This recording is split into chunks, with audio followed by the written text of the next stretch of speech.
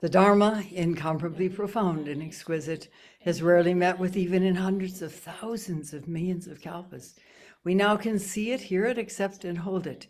May we realize the true mind of the Tathagata. Yesterday I spoke about the inner barriers to coming to awakening, to living a life of profound peace and ease. And one of those major barriers is the fear of death.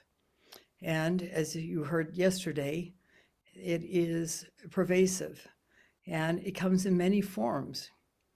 The main fear of death for people who are younger is simply a fear of daring to be exposed, daring to be revealed as the person they are afraid they are.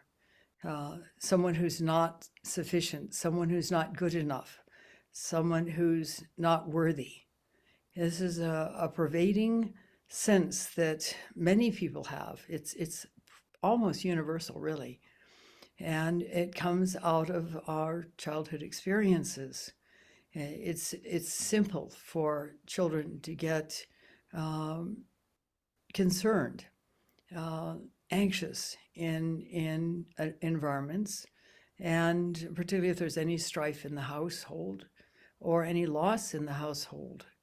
And so we compensate by creating barriers to just simply being aware in each moment, feeling the sensations going on in our body in each moment.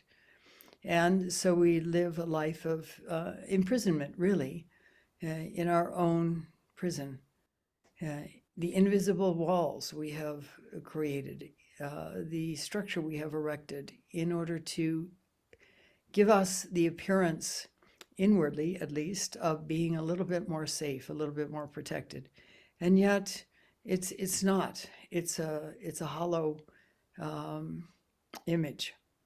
Yet at the same time, who we are really is profoundly free, infinitely perfect, infinitely filled with compassion and wisdom. And it's sad when we find ourselves caught in this framework of our own making, and yet we don't know so often how to get out of it. Today, I'd like to share a little bit of a koan that speaks to that, really. This is a koan number 55 in the Heikigan Roku, which is also called the Blue Cliff Record in translation into English. It's another collection of koans from ancient China, and it numbers 100 koans in this case. The Muon koan, which I spoke of earlier, is 48 koans. This one is 100. The various collections have various numbers of koans, some of them overlapping with others. For example, there's at least one koan here in the Blue Rock record that also is in the Muon koan. And often in the Rinzai system, a koan that may have the same wording as what it is in one collection has a different answer in a different collection. This is an interesting thing that I experienced at Sogenji. So this koan is about a master and his student, his attendant, that he has asked to go along with him because someone in the neighborhood has died. And traditionally in old days, and actually also in Japan, because I went to one of these when I was living at Sogenji, the coffin is actually in the family home. Actually, I went to two of them. And so the master, dogo in Japanese, went with his students, Zengen, to the home of the family who had the deceased person there. And there was the coffin, of course, in the main room. And as soon as they walk in, Zengen says to Dogo, "Is he alive or dead?" And Dogo says, "I won't say alive, I won't say dead." And Zengen said, "I need to know," basically. Something was really bothering him about this question of life and death. We're all going to die, sooner or later. If we are fortunate, we'll live a long and happy life, at least a long life with an ability to fathom this question of death. Recently, at 2 different universities, students were killed. In one case, in the University of Virginia, 3 football players were shot, one of them in his sleep. And then yesterday, I think it was, at the University of Utah, 4 students living in an off-campus apartment were knifed to death. When these pieces of information come forth, George Floyd dying, his neck compressed under the knee of a policeman. Other people, we have grandparents, maybe. We have sometimes friends in school who have died. My granddaughter is in her final semester of becoming a therapist to work with young people who are in danger of suicide, because when she was 14 and a sophomore in high school, her best friend committed suicide. And I learned as well that another sophomore, also in that same year in that same school, also committed suicide. I have another friend, an old Zen friend, who had a terrible upbringing. She was sexually abused by her father, and so was her sister. And her sister ended up alcoholic. But when I asked about this to my friend, this is a long time ago, we were all at the Zen Center together in Rochester, she said, that wasn't the worst thing that happened to me. The worst thing was when 3 of my friends in high school committed suicide.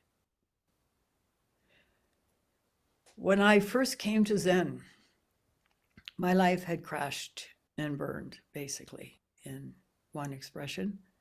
I had lost everything that meant anything at all to me. And I lost things that meant tremendous amount to me. And it was so devastating, I wanted to kill myself. But I realized I did not have the courage to do that. I was too frightened of death at that time myself. And anyway, when you really stop and think about it, at least from a Zen perspective, killing yourself does not solve a single thing. But beyond that, that's what pivoted me into Zen practice, this big question. And it wasn't a question for me, what is life and what is death? The angst that was behind it was driving my Zen practice. And that is what was going on with Zengen. He goes to the home of the neighbor who has had a death in the family. And he wants to know what happens after we die. The Buddha has said that there is no death, that life is eternal. Many religions also teach that, although they teach it in a very different way. They sort of substitute a different kind of life. Whereas in Zen, there's a fundamental underlying beingness that we are, that never dies. And this is what Dogo was trying to help his student reach an understanding of. So he said, I won't say. He didn't want to rob Zengen of the opportunity to find out for himself, which is the only way it could be truly liberating. When I was at Sogenji, a young friend of mine who was beginning work on subsequent koans would ask me, what's the answer to this koan? And I would always say, you have to find out for yourself. I could tell you, but that would be robbing you of the opportunity to become a bit more free from experiencing it yourself. And no Zen teacher worth their worth will tell or explain a koan to a student. They may discuss the koan after the student has had an insight into it. That's different. And Zengen clearly was deeply troubled by this question. And in fact, on the way home, halfway home, he asked the question again. And again, Dogo said, I won't say, I won't say. And Zengen said, well, if you won't say, tell me the answer. If you won't say, I'm going to hit you. And Dogo again said, I won't say. And Zengen hit him, which is not what you do with your Zen teacher. But he was in desperate straits. And because of that, when they got back to the monastery, Dogo said to Zengen, what you did, and I think you understand this, was inappropriate. And if word gets out that this is what happened, you will be cast out. So I think it's best that you go elsewhere for your training at this point. And so Zengen left. And clearly he was working on this. This is an ongoing story in Zen, in history. The same thing happened with Rinzai. Rinzai was at the monastery, Obaku's monastery, for 3 years. And in those days, you simply asked a question of the master. There was no formal sanzen. Sometimes there were talks and you could ask the question in the middle of the talk, or you could simply go to the master's room and ask the question. And he had not done that. And so the head monk said, why haven't you done that? And Rinzai said, well, I don't know what to ask. And that's rather normal, actually. I would never have known what to ask Roshi Kapleau when I first went to the Rochester Zen Center. There were no words for it. There was a sense that there was something that I needed to reconnect with, deep, deep within, that I'd known long ago and was just barely out of reach. But I had no words for it beyond what I just said. Who am I? Could be one way of expressing it. And that is a koan that people can work on. So Rinzai was sort of given a question by the head monk. Why don't you ask him what the deepest truth of Zen is? So Rinzai went to the master and asked it, and the master said, I spare you 60 blows. And Rinzai's thinking, I just asked a question, and you might have beat me? And he's puzzled. And he goes back, and the head monk says, oh, how'd it go? And he says, well, I don't know what I did wrong, but he said he spared me 60 blows. And the head monk said, well, why don't you go ask him again? So he did, and the same response came from the master. And when the head monk heard about that, he said, well, one more time, just give it one more chance. And so he went again, asked the same question, and again got the same answer. And he was so puzzled by this and so concerned that there was something he'd missed somehow. And that when he went back to the head monk and told him again what had happened, the head monk, and he said, I don't think I've got what it takes to be training here. I think I better leave. And so the head monk said, well, if you're going to leave, you at least need to give your respects to the master before you do. And then the head monk went quickly to the master and explained that he put Rinzai up to this, and that Rinzai was a monk that would become a great master in the future, and to be very careful with him. And so when Rinzai went to pay his respects, the master said, the only place you need to go is to my colleague's temple, and I can't remember the name of his temple, but at any rate, that's all you need to do. And Rinzai went. Everything, of course, in those days was on foot. And certainly for a monk who had no money to have a horse or a carriage, or I'm not sure they even had them. They had what they called carrying cars, well, anyway, 4 men, each on one end of a pole, and the chair in the middle, and the person being taken wherever. It's like a car without wheels and without a motor, except the motor is the 4 strong men who are trotting along carrying this person. So Rinzai went, and he had a long time to really, really puzzle over this. What is the deep truth of Zen? And why did I have the response that the master gave me? What happened? What did I do wrong? And is there something in his response that he was trying to say to me that might have pointed the way, which is actually what it was. The master was trying to help him understand what the deepest truth of Zen was. He wasn't punishing him for anything.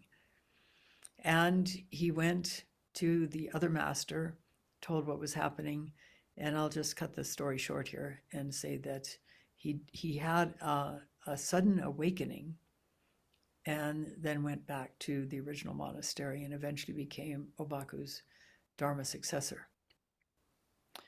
So when a teacher withholds the answer to a koan, it's a very important thing. A student wouldn't be working on a koan if the teacher didn't feel that the student was ready to really dive deep into this. As it turns out, Dogo did go elsewhere, and in similar fashion, repeated what had happened to him. I'm not Dogo, Zengen, at Dogo's place. And again, that new teacher said, I won't say. At which point, Zengen had an insight. And then the koan continues from there. At one point, not long after that, Zengen enters the teaching hall, which is the Hondo, although here it's the Zendo. And he has a hoe on his shoulder. And he goes back and forth from side to side of the Hondo, and his new teacher is there and says, what are you doing? And he says, I'm looking for the relics of my departed master, because Dogo had died. And so then there's another interaction, but it says that Zengen had an insight. It didn't say that he had a deep awakening. And this is another point. Awakening is a process, and it is not normally one fell swoop. And even if it is one fell swoop, like it was with the 6th patriarch, and it's not even certain it was that much so, because he had 8 months in the 5th patriarch's monastery in which to deepen and open more fully to that awakening that he had. And then he had the further chance of interacting albeit briefly, with the fifth patriarch to ask questions to sort of settle any further doubts he had. And in this case, that's one of the questions that would be asked about this koan. Did Zengen have a deep enough awakening? What was his purpose in walking back and forth, supposedly looking for relics? This is symbolic, by the way, of his late master. What was going on there? But more importantly for all of us and for this Teisho is that question.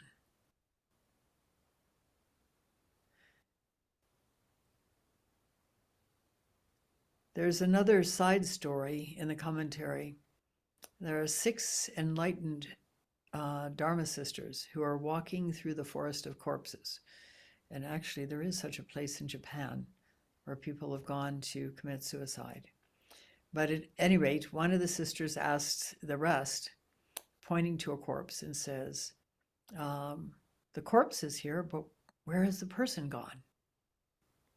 And you have to be very careful about this one, because in most religions, it is taught that after death, the death of the body, the soul goes somewhere, depending on whether the behavior during the life of the person who died has been positive or negative, going down to hell or you're going up to heaven. And in some religions, you're going to wait in purgatory until some point in time where you've worked off something or other. And the thing is, that is not in Zen. We don't talk about a soul. We don't talk about a separation. Yeah, this is going to die, but in another way, it's dying all the time. It's known scientifically that, I can't remember, 3 months, every cell in our body dies and is replaced by another cell. Not all at once, or we would just simply collapse, but over our lifetime. And when you stop and think about an infant growing into a toddler, growing into a young person, going into a high schooler, growing into a college student, going into a later life, going into old age and dying.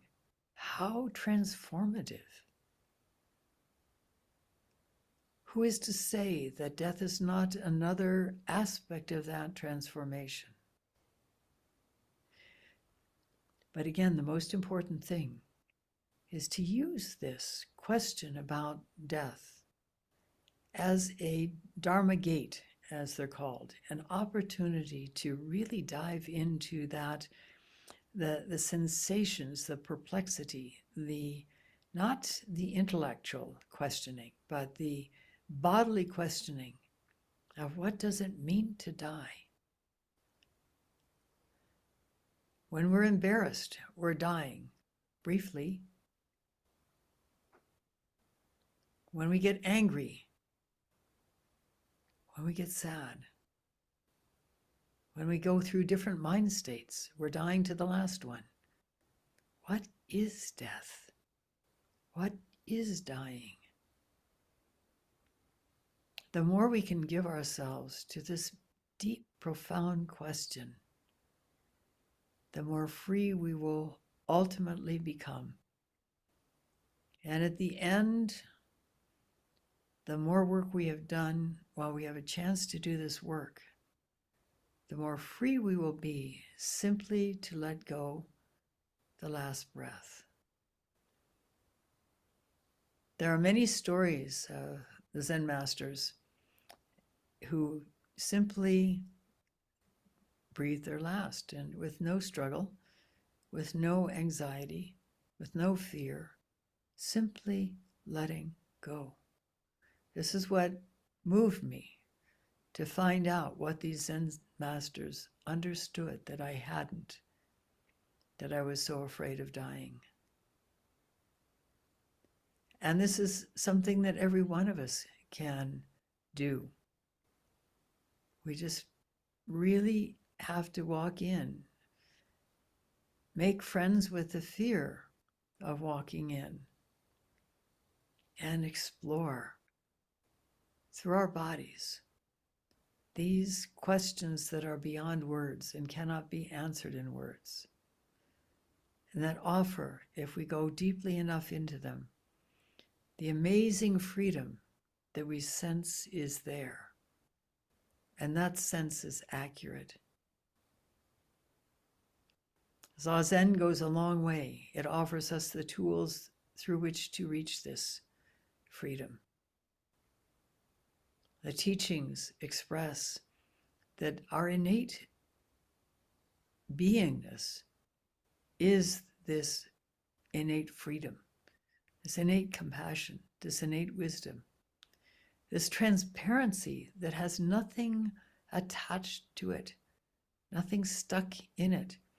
And when we reach a deep enough level of understanding that, we are able to move in whatever appropriate directions unfold before us.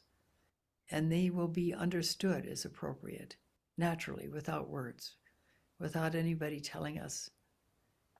And they will allow us to live in a fulfilling, wondrous way, no matter what comes before us.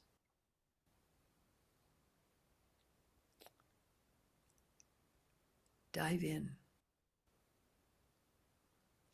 Zengen tapped on the coffin and said, "Is he alive or is he dead?" And Dogo said, "I won't say alive, I won't say dead." What an enormous gift he was giving to Zengen. I thank you for listening. We'll stop now and recite the 4 vows.